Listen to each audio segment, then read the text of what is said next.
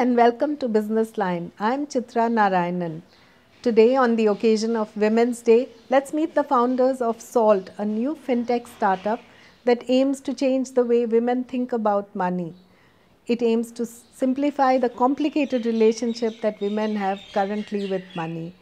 Salt has been set up by Shinjini Kumar, former head of consumer banking at Citigroup, Aditi Sholapurkar, an investment banker and fintech professional, and Chaitra Chidanand, a second-time fintech founder. So let's find out what exactly they're doing to change the way women think about money. My first question is to Shinjini.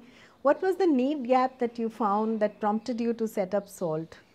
When Chaitra, Aditi, and I started to talk about salt, we started from a simple point of curiosity, something which is relatively a well known fact that the number of women buying financial services tends to be a very small percentage of total buyers.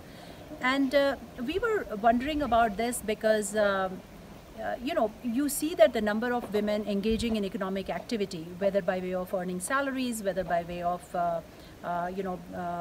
being homemakers and taking care of the spends, or whether by way of being freelancers or micro entrepreneurs, the participation of women in economic activity has definitely increased. But you don't see that translating into the actual purchase decision on financial services and products. And that was our point of curiosity. And when we started to think about it, we realized that the supply side is not going to probably be able to solve this problem by itself for a long time, because it's the simple principle of running a business economics. 80% of your revenue comes from 20% of your client base, and that client base is typically male. So a lot of your attention is diverted towards running your business. So you're not really going to get into those micro conditions or factors that actually impact those population that are not buying your services, especially in an expanding market. And so we started to think about how do we approach this. So and then we said, okay, let's first narrow down on where the problem really exists. And very interestingly, we realized that when you look at rural women, especially those who are part of self-help groups and that are organized around this whole microfinance, and interestingly, microfinance is one product that was created for women. You find that they have taken a lot more agency about their money and about their financial decision. But you realize that actually in the more in the more economically well-off populations, the tendency to either ignore these decisions or to delegate them or to not take them tends to be relatively high, and probably that translates into what we see on the financial services actual buyer behavior, which is that not more than high single digit or low double digit numbers tend to be women. And that's where we identified the gap, and we thought we need to do something to address it. What is the mindset barrier that inhibits women from making their own investments? Why do they so depend on their family members to help them in this regard when they're so independent otherwise? When we started SALT, the first exercise we embarked on was to have conversations, detailed ones, with women and a few men. We very simply wanted to get a sense for what their relationship with money is like. In the process, we unearthed insights that we might otherwise have missed.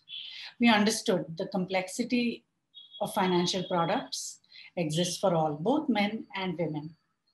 However, we discovered that while men are more likely to take that leap of faith, women are more willing to say, I don't understand this, and buy more time until they do. We also noticed that men have cohorts. There's a set of buddies with who they discuss money, trade, investing tips. These cohorts act as safe spaces, help them take those leaps of faith, and if things don't work as intended, they're able to brush it off and move on. With women, we noticed a marked absence of such cohorts, inhibiting them from taking action. Based on these learnings, our approach at SALT is going to be shaped by two key constructs. One of them is community, and the second is clarity, both aimed at creating trust and giving agency. There are some popular misconceptions around women and money. Are these really true? Are women really so risk averse about investing? That's not true. Women are not more risk averse, we're more risk aware. I think women are fantastic judges of value and are instinctively attuned to assessing it. It's something we do without even thinking, which is why more than 80% of the world's consumer purchasing decisions are made by women. A key tenet, though, of understanding value is understanding what may diminish it, what threatens it, and how would you salvage it. Women in general have a much larger appetite for data, information, comparison, social proof, and these are things that unfortunately finance and more so investing don't really make available to the layperson. There is so much information asymmetry in this world, and the intermediaries that we have only make it worse. They trivialize women's questions and make you feel that because you have those questions, it must be a marker of incompetence or inability, where in fact it's quite the opposite. And in the absence of these necessary building blocks to make sound decisions, women would more often than not refrain from making them rather than make foolhardy decisions, which again is not ideal. But yeah, this is what has led to the lazy conclusion that women are just risk averse. SALT has been doing some interesting conversations with women around money. I think you've done some 80 to 90 interviews already and come up with some really interesting insights. Can you tell us a little bit more about these, or what exactly did you glean from here? Largely, the conversations have been, have revolved around understanding their relationship with money, understanding what they saw about their parents' relationship with money growing up. And some very interesting anecdotes have been shared. For instance, one young fashion designer, she talked about how growing up she noticed that her mother used to take 4-digit financial decisions and her dad stepped in for the larger 5-digit financial decisions. Another lady we spoke to who works in the social sector, she talked about how her mother, who runs a church group in her local community, had a lot of women in her group who aspired to own a home, and how her mother helped them save over the years. And within 10 to 15 years of saving up, each of these women were able to buy homes for themselves and their loved ones. Another interesting story shared was about this woman who is a home baker. She makes these excellent cakes and pastries at home, and she has this dream of, taking a course at Cordon Bleu. And when asked why she's not doing it now, because after all, it's only a 3-month course, she talks about how she needs to support her husband financially right now. And him being an entrepreneur, she feels that it's only right for her to defer her aspiration to a later date.